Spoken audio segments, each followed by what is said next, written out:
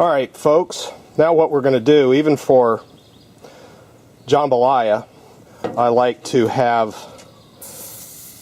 flavored meat. So I'm putting on my 2 andouille sausage. Here's my chicken breast with lemon pepper sprinkled on it.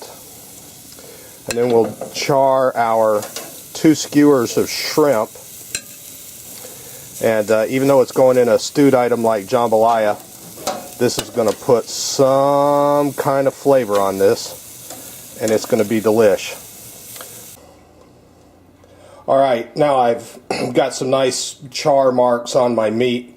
What I'm going to do, and by the way, the chicken I do not try and cook all the way through. I just want to put a nice sear on the outside, and then I'll leave the juices of the cooking chicken to merge into the jambalaya.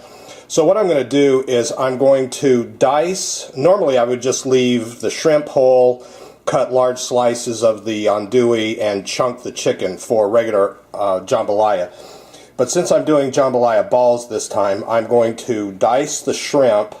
I'm going to mince the shrimp, and I'm going to cut the andouille into very, very small cubes, and chicken about the same. That way, when you have the ball that I imagine doing for the jambalaya balls, you'll get a lot of taste in every single ball. All right, let's take a quick look at the meat after it's cooked, after it's chopped. This is my shrimp. This is the andouille. This is the chicken.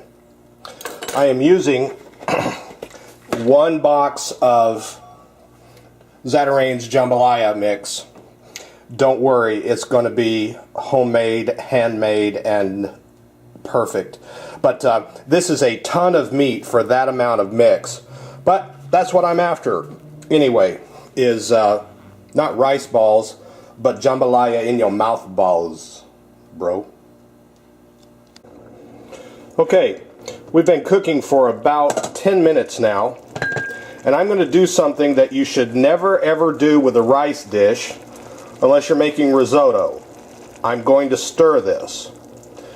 When you stir rice, you scrape the soft starch off the side of the grains, and you create a slurry that makes the rice dish sticky. Class, do you have that? But that's what I want, since I'm going to make rice jambalaya balls out of this. I want it to be a little sticky so it holds together without having to add a binder like cheese or egg. So I'm going to do that twice throughout the cooking. Once again in about 7, 8, 9 minutes. 5 minutes or so before the dish is done. That way it'll be a little gooey, a little sticky, and it'll bind together well. Don't do that unless you're making jambalaya balls. Don't do it.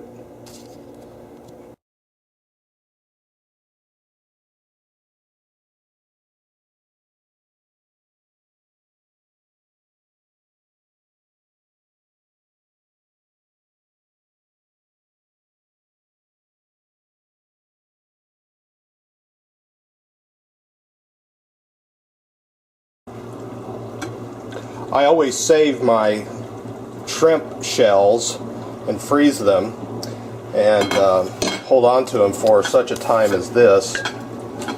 I'm boiling them in chicken stock and water to get all that fantastic shrimpiness out of them. This will be used for my gumbo gravy for my jambalaya balls. Oh, you'll see. Alright, now straining off the shrimp broth. Whoa! Yummy.